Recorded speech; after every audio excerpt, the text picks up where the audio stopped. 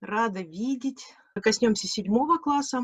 Рисование углем и пастелью. Будем продолжать эту тему. То, что за окном сейчас у нас апрель и май приближается, это меня натолкнуло на мысль, что я хочу вам рассказать про эпоху перспективы в 7 классе, которая у нас обычно в конце 7 класса в нашей школе перерастает в практику работы на пленэре. Мы называем это практику, но такой проект выездной работы на улицах, когда дети рисуют уличную перспективу, когда дети знакомятся с перспективным сокращением. Это не новость, работа на пленэре, это основы художественного образования. Но не все так просто.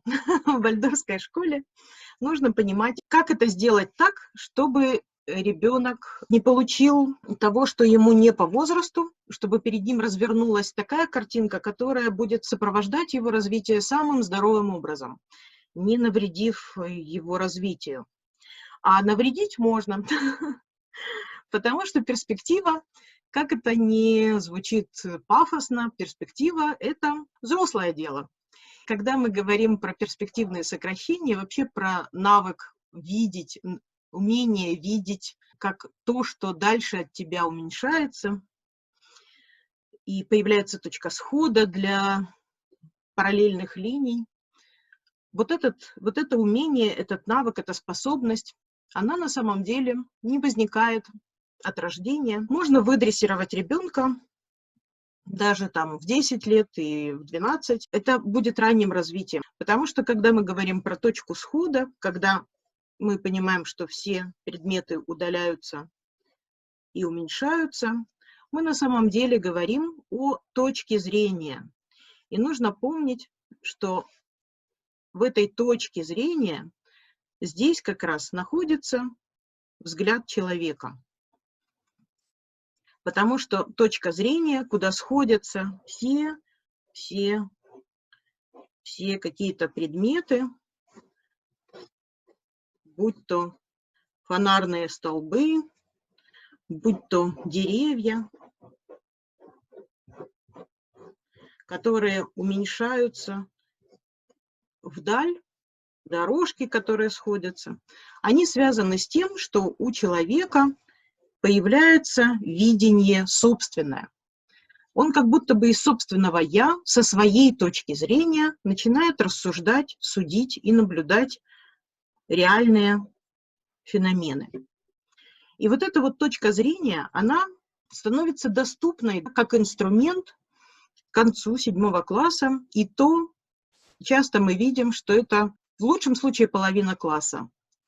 В начале 8 иногда мы практиковали такие поездки, и тогда точно видно, что уже практически весь класс в начале 8 класса уже может стать на позицию вот этого самого художника, который смотрит на картинку из своей позиции, из своей точки зрения и рассуждает о том, что то, что он видит, не все одного размера. В этой вот всей шкале нашей школьной работа с перспективой начинает готовиться задолго до 6-7 класса.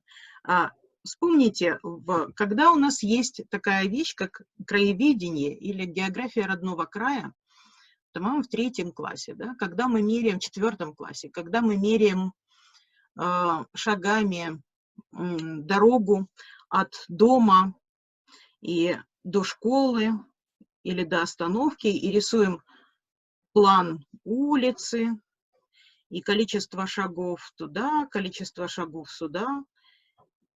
И здесь домик, можем нарисовать и здесь дерево.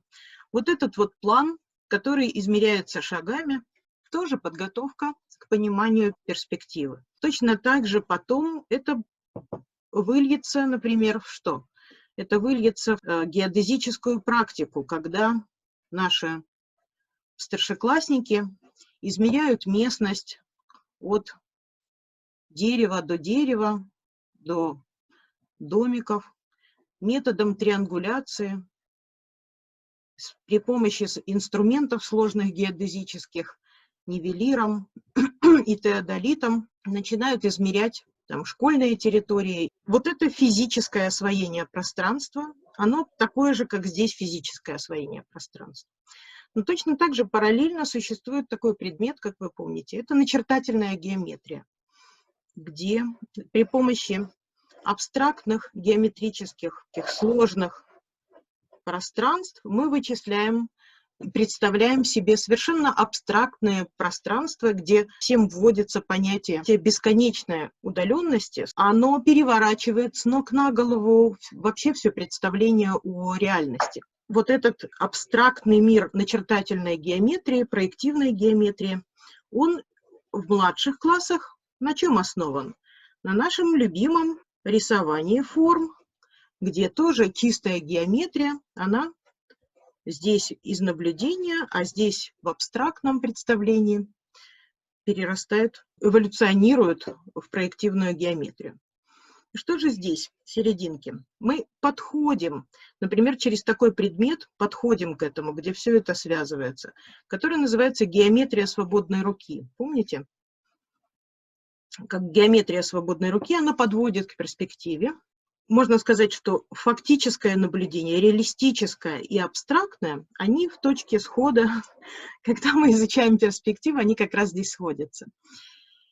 Почему я эту теорию все рассказываю, почему я вам показываю всю эту линейку? Потому что нужно понимать, что когда мы работаем с перспективой в 7 классе, то мы преподаем ее с двух точек зрения. Точка зрения на реальность и точка зрения на абстрактное представление. То, что я нарисовала вам вот здесь, вот это как раз относится к точке зрения абстрактной. Это абстрактная конструкция идеи перспективного сокращения. Она абсолютно геометрична. Ничего общего не имеет с такой вещью, как обыкновенная перспектива улиц. В реальности вот мы имеем, например, вот такое сокращение. В абстракции мы имеем вот такое сокращение. Вот эта картинка и вот это, чтобы не мешало, вот эта картинка реального сокращения в перспективу улицы и вот эта картинка абстрактного представления о точке схода, это разные вещи, это разный абсолютно опыт. Для начала мы сделаем несколько простых упражнений, которые все-таки нужно делать как подготовку к пониманию перспективы. То, что еще в рисовании форм вырастает. В 6 классе, например, я рекомендую учителям делать такие простые разминочные упражнения, которые, с одной стороны, напоминают рисование форм, но с другой стороны, это упражнение, оно подготавливает шестиклассников к 7 классу, к пониманию перспективы. Вот посмотрите, казалось бы, это просто простая прогрессия, как линия просто окутывает, одна оболочка окутывает другую, ничего сложного в этом нет. Сейчас в 6-7 классе мы на эти упражнения можем смотреть как на образ сокращающихся, например, арок вдаль. И сразу понимаем, что, наверное, это будет напоминать туннель. Прямо вот сразу это можно вычислить. И вы понимаете, что таких простых упражнений может быть масса. Ну, может быть, например, вот такое упражнение. Тоже.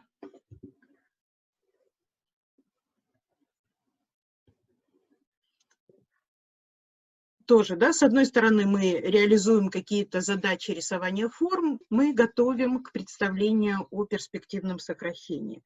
Какие-то совсем вот простые вот такие упражнения, например, вот такие одной рукой, которые делаются, смотрите. Не так просто, но можно делать так, да? Или можно вот так делать даже.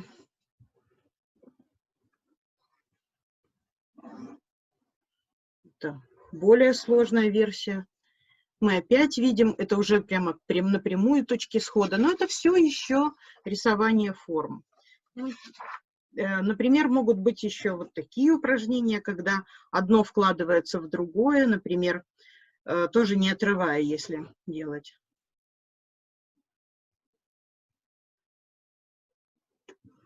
Вы видите, что по сути я даю ученику пережить как что-то большое, может тиражироваться и уменьшаться вдаль. Угу. Или еще какое-нибудь простое вот такое упражнение, которое могло бы быть, например, вот таким. Совсем не похоже вроде бы и на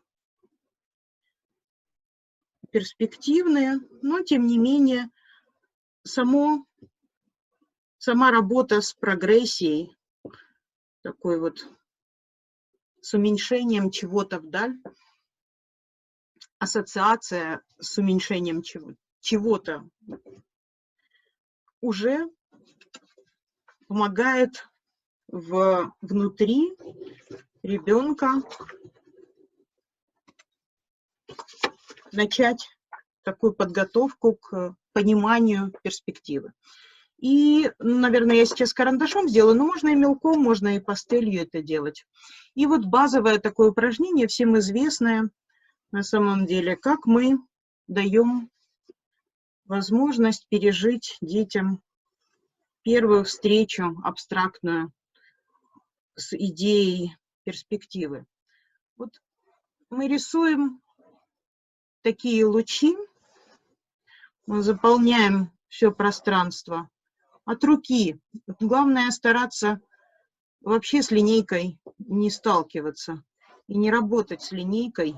Когда вы заполняете лист как можно большим количеством таких лучей, вы получаете сразу эффект пространства, которое сокращается куда-то вдаль, вот сходится в эту точку. Вот в этих линиях можно, собственно, очень хорошо увидеть, как, например, врисованный в эту ситуацию вот прямоугольный объект, например. Вот у меня есть прямоугольный объект, и каждый его угол должен попасть на направляющую. Если он не попал, то я дорисовываю направляющие. Вот этот прямоугольник, он у меня по направляющим переезжает ближе сюда, к точке схода. Смотрите, эта линия переехала сюда по рельсам.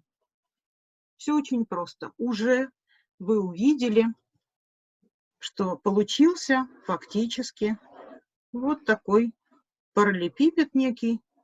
Можно нарисовать внутреннюю его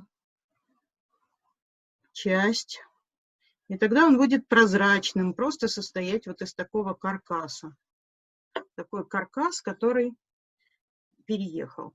Мы можем увидеть какой-то, не знаю, летающий треугольник, у которого тоже будет направляющие, и который будет по этим направляющим параллельно уходить.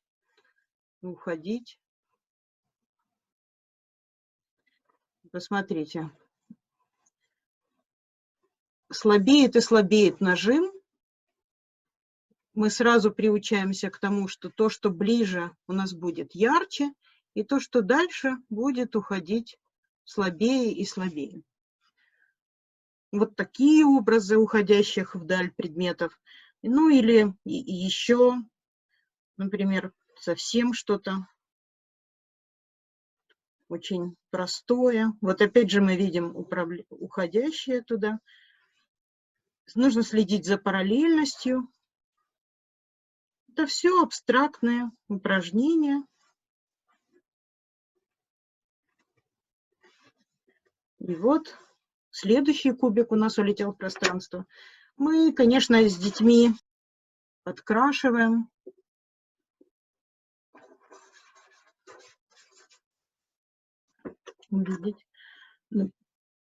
Если здесь сделать такой вот треугольничек. Тут тоже можно увидеть, что вдруг из этого образа,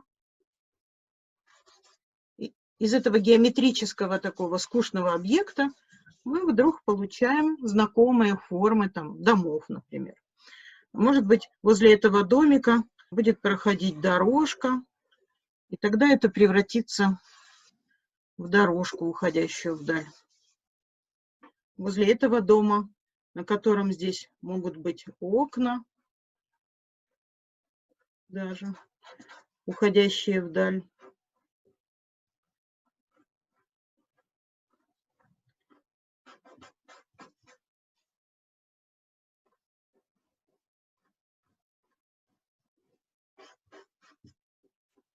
Которые все по этим направляющим будут работать.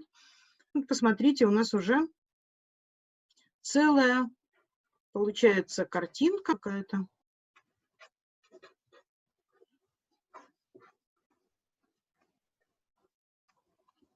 В попытке наполнить знакомыми деталями вот тоже сделаем дорожку. А между этими дорожками сделаем еще такую дорожку. А здесь, например, можем сделать речку. У нас будет здесь течь речка, а через речку будет мостик. Вот такая вот выдуманная картинка какой-то местности. А может быть, здесь даже будут стоять какие-то гигантские фонари, которые уходят вдаль. До второго этажа аж доросли, видите?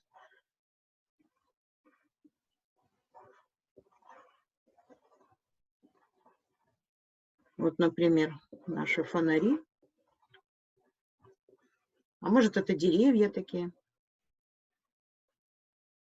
которые тоже уменьшаются, а здесь, наоборот, увеличиваются.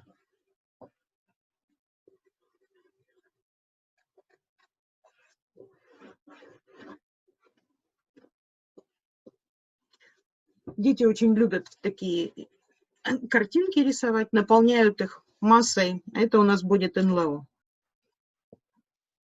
Наполняют их массой подробностей, можно играть. Конечно же, у большей половины класса вот эта точка схода превращается в закатное или рассветное солнце на горизонте. Практически всегда кто-то делает такую картинку, где точка схода становится солнцем на горизонте с лучами, которые так во все стороны пробиваются.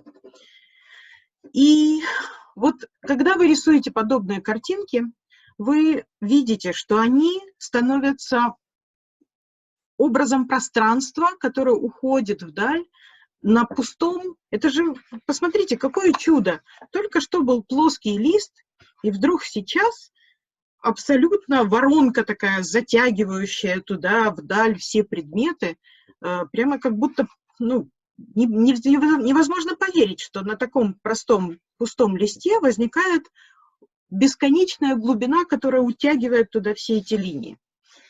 И вот тут вот самый важный момент. Вторая часть нашей работы, которая связана с реальностью. Вот наша улица, которую мы видим, и вот идеальная картинка. И здесь нужно обязательно иметь хорошее чувство юмора, чтобы помочь детям пережить искусственность и вместе, в общем-то, посмеяться над этим пространством, что оно с реальностью связано очень странным образом. В реальном перспективном сокращении мы тоже видим все эти линии.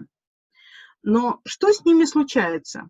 Они становятся не вот такими вот мертвыми и идеальными, а они, в общем, зависят от строителей и от материалов, потому что невозможно сделать совершенно идеальную линию, на которой выстроились бы все окошки, все равно карнизы, и у кого-то было больше денег, кто-то сделал больше окошек, у кого-то меньше, кто-то меньше сделал. вот эти линии, они все будут по-разному, совершенно индивидуально показывать перспективу. Это два разных таких видения. На практике, когда вы рисуете с детьми улицу, вы очень хорошо сможете увидеть вред того, что ребенок примет эту концепцию как основу для реального восприятия. Эти две концепции должны остаться практически отдельно друг от друга. Одно дело идея, а другое дело реальность. И мы делаем много-много таких идеальных упражнений с интерьерами, рисуем фантастические улицы или фантастические пейзажи. Но когда мы выходим на пленэр, когда мы рисуем улицу, мы пользуемся вот таким чудесным предметом, который показывает нам показывает форму нашего листа. Когда у нас есть лист и есть окошко, и мы через это окошко смотрим,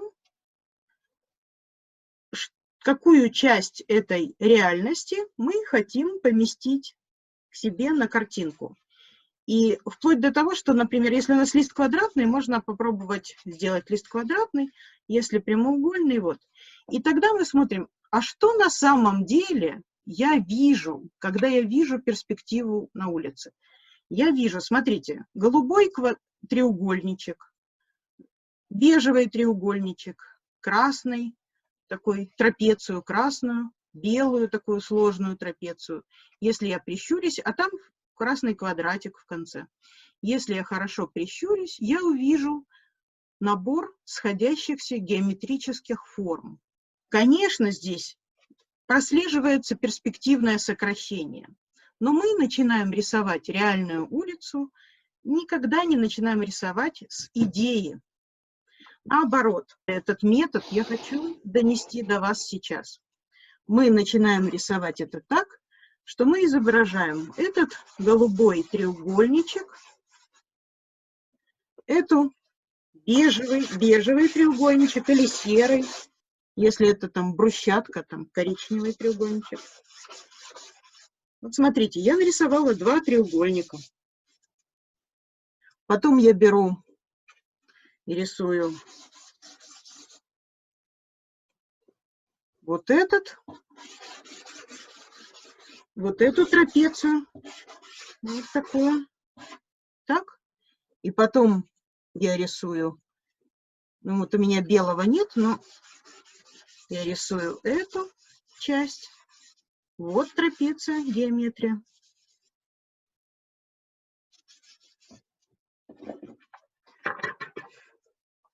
Там в конце у нас был, помните, желтый квадратик и оранжево-коричневый, там крыша домика. И вот посмотрите, что я сейчас нарисовала. Я нарисовала сейчас фактически то, что видела вот в этом квадратике. Вот. Я его сюда перенесла. И сейчас вот эти окошки, только сейчас, только когда у меня есть вся картинка общего вида, я попытаюсь изобразить эхо вот этого перспективного сокращения, которое здесь на самом деле и не так уж хорошо прослеживается. И вот у меня идут разные дома, и здесь разная крыша, одна такая, следующая такая крыша, здесь разная крыша.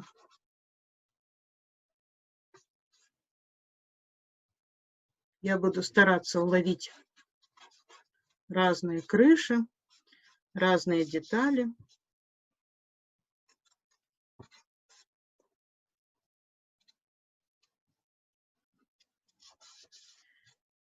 Посмотрите, пожалуйста. Это получается реалистичное впечатление, это импрессионистический подход. Мы нарисовали впечатление, вот перенесли его немножко в тумане, то, что видели в реальности. Но сверху на это впечатление наложена эта идея. Мы это видели очень-очень много раз, когда вдруг делаем массу таких упражнений, когда ребенок выходит на пленэр, он начинает рисовать окна, объекты, так, как он их понимает. Они тогда не сокращаются. Поэтому важно, чтобы вот эта идея о сокращении всех предметов в точку схода, она пришла на готовую встречу с реальностью, чтобы у ребенка можно было всегда вот так сделать с ним вместе и исправить это на окошке, которые он видит, как они здесь сокращаются и еле-еле видны. Чтобы вот эта сеточка, она лежала не, ну скажем вот так, да, не вот сначала мы рисуем этот рисунок, а потом на него накладываем это, а наоборот, сначала мы рисуем вот это, а потом сверху проверяем себя при помощи этой картинки, этой идеи. Мы еще раз будем говорить об этом. За один раз такого не пояснишь. Но важность встречи с перспективным сокращением должна для вас быть заметной, видимой. Потому что тогда, если мы абстрактное представление о перспективе и реальное видение реальных объектов, вот как окно, окно, окно, окно, а здесь на самом деле не окно, а черточка, черточка, черточка. Вы представляете, насколько сложно в голове соединить вот эти две картинки? То, что я знаю, что этот объект, он огромный, красивый, прямоугольный, с рамами, а в реальности я вижу только маленькую черточку от всего этого красивого окна. И когда это удается, мы видим, как молодой человек уже перед нами, просто совершивший огромный скачок в развитии. Мы тогда смотрим, что в конце 7 класса, вот, или в начале 8, когда мы едем на пленэр, с ними рисуем эти упражнения, или идем в город и рисуем улицы.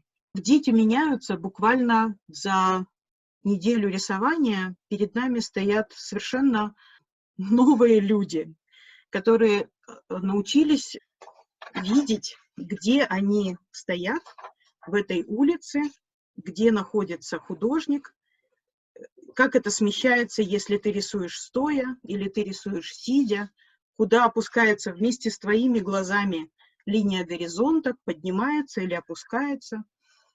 И это помогает настоящему становлению человека, конкретного этого ученика становлению. Порядок действий. Это два параллельных пути, которые смешиваются потом в единое целое. Это абстрактные упражнения, которые мы делаем много разных, долго в школе, в классе, даже не глядя на реальность, вообще не высовывая голову в окно совсем. Вторые упражнения, которые мы делаем вот эти упражнения, когда мы смотрим на реальный пейзаж через окошко. Когда мы смотрим через окошко на реальный пейзаж. Это одно видение, это второе видение. Они два вместе идут. Вот это реализуется. Вот даже есть, это я еще потом буду рассказывать, даже есть еще другой вид окошка, который помогает увидеть реальность в пятнах. То есть получается, что реальность мы видим импрессионистически, мы видим в пятнах, а идею мы видим конструктивно идеальным, математически, конструктивно геометрически. И тогда идея и реальность, они должны совместиться в результате, в конечном итоге. Начинать рисовать реальность с конструктивных линий – это очень вредно. Это очень плохо. В идеальную конструкцию врисовывать знакомые объекты Можно, но потом вместе над этим смеяться. Это пародия на реальность. Это виртуальный мир, можно сказать, да? Это компьютерная игра, по сути. Мы можем над ней, мы не можем, а лучше даже над ней хорошо посмеяться, чтобы дети потом, если они вдруг попали в виртуальный мир и играют в компьютерные игры, чтобы они сами замечали, насколько тупо, насколько некрасиво, нереально изображается виртуальная графика в игре. Изображаются перспективы, изображаются сокращения. То есть реальность мы наблюдаем, а идеальную конструкцию мы конструируем. На репродукциях чужих картин в 10 классе, когда изучаем историю живописи, мы будем смотреть, как возникает понимание перспективы, как образ эволюции сознания, возникновение перспективы, и потом отказ от перспективы уже современными художниками в современном искусстве. Отказ от перспективы – это и есть образ становления человека, современного человека.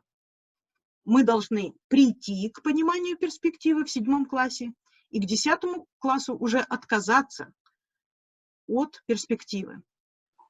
Конечно, бывают проблемы с обратной перспективой, когда дети, не понимая идею перспективы, могут работать с нами на практике, могут впечатление свое от реальности передать без понимания перспективы. Это огромная помощь таким детям. И потом они уже доходят до понимания идеи перспективы. Для вальдорфской школы, наверное, большинство упражнений основано на том, что есть несколько разных путей выполнения одного задания и для тех детей, которые доросли, и для тех детей, которые не доросли, и для тех детей, которые каким-то другим пользуются инструментом восприятия. Но задание выполняется. Вот точно так же вот ответ на этот вопрос. Даже если ребенок не дорос до понимания перспективы, импрессионистическим методом он сможет с нами рисовать перспективу. И мой прямоугольничек, вы делаете его из картона для каждого ребенка, и он его носит с собой как амулет, носит с собой в кармане. И, например, вы можете выбирать форматы, да, больше, меньше. Можно не отрезать этот, да, вот так трансформировать как-то, выбирать нужный формат. И когда он ходит по улице, он может все время смотреть на реальность. Как, где, какие сокращения. Вот прямо все это, через это окошечко смотреть, как оно вписывается в картинку. Есть, и не обязательно при этом рисовать. Вот в чем прикол, да.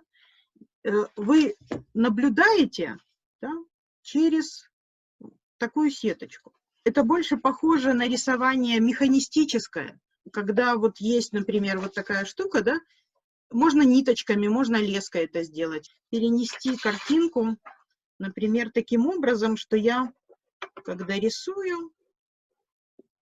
на своей работе, наблюдаю здесь дом, куда воткнулась, в какой части, в верхней трети, в нижней трети. Вот здесь этот треугольничек расположен вот здесь, а вот этот треугольничек расположен вот здесь.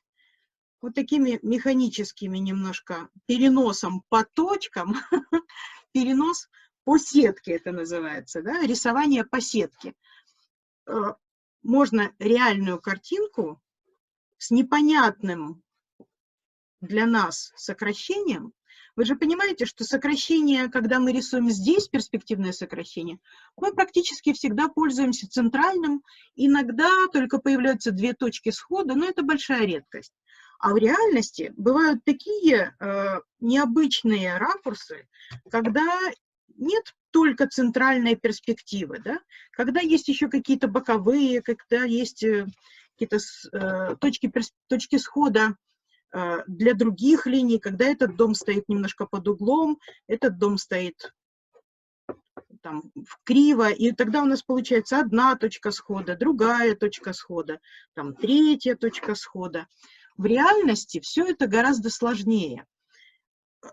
Если начинать реальность препарировать при помощи идеи до того, как ты вынул из нее впечатление, то до впечатления мы можем не дойти, особенно с детьми. То есть, чтобы изучить реальность, мы идем по пути такому, что мы сначала ее наблюдаем. Это именно наблюдение, рассматривание.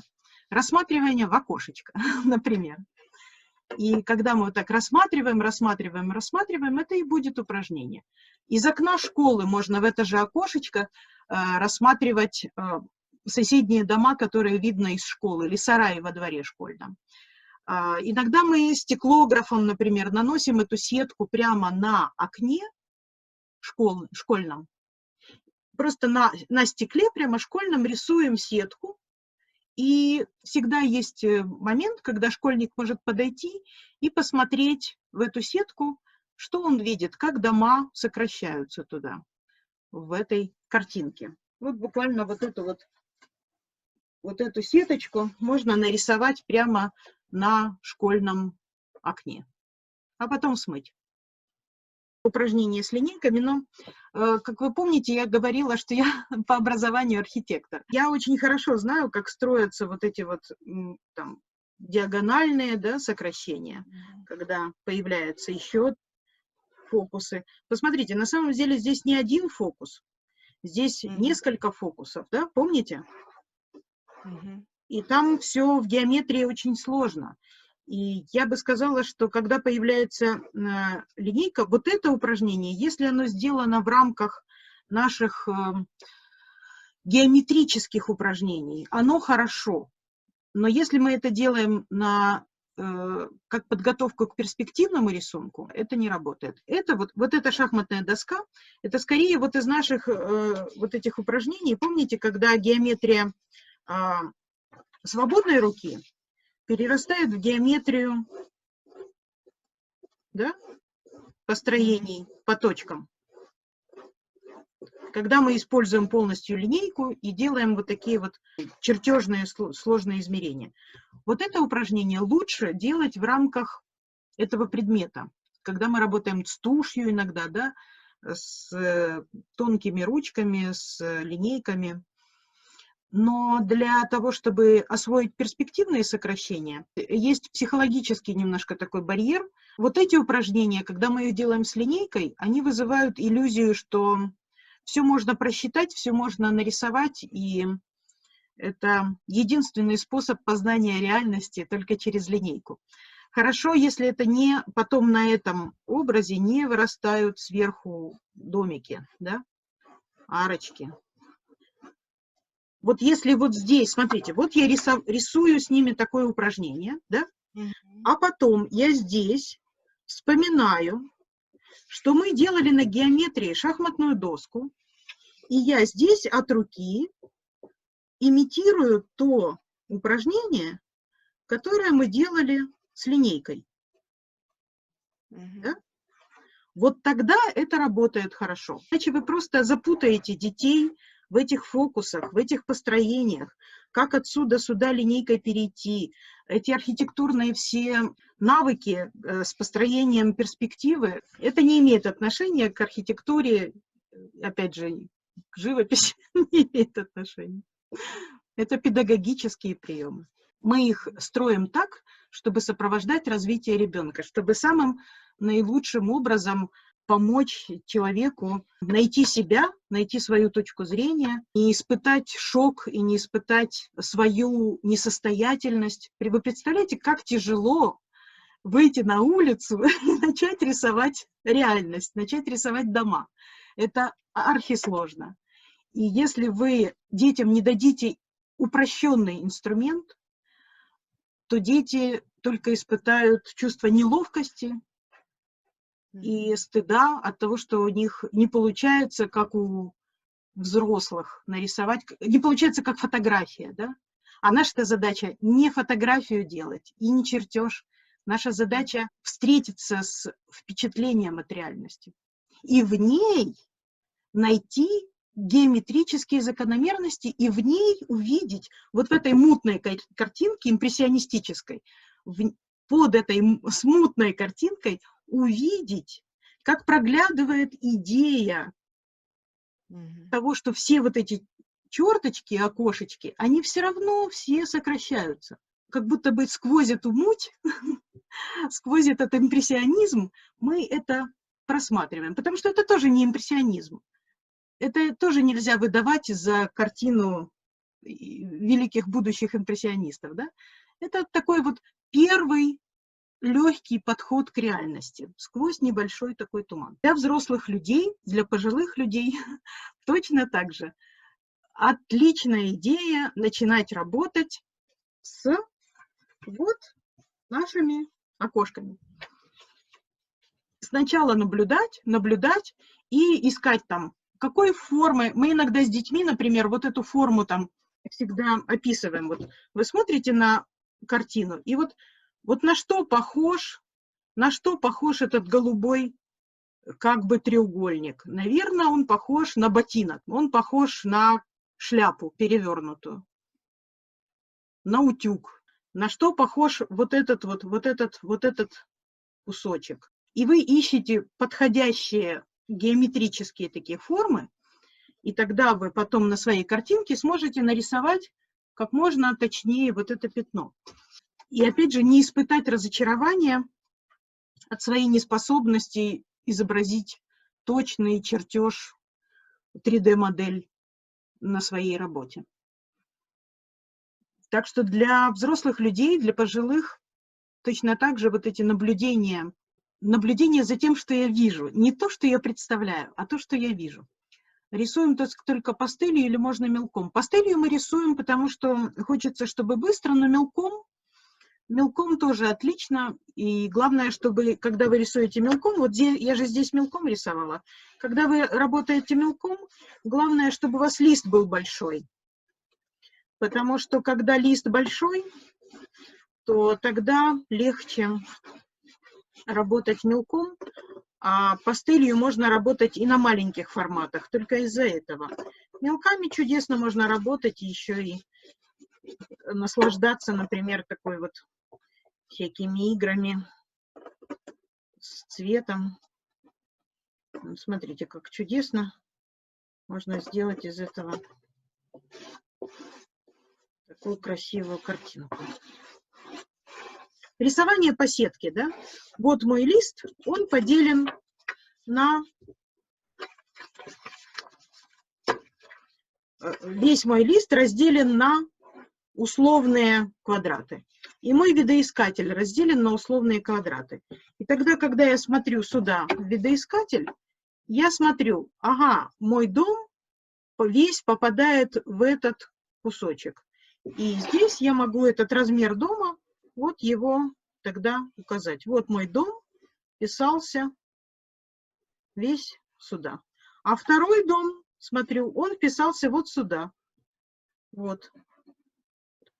Вот, он вписался в этот квадрат. А третий дом вписался вот сюда. А здесь уже другой дом.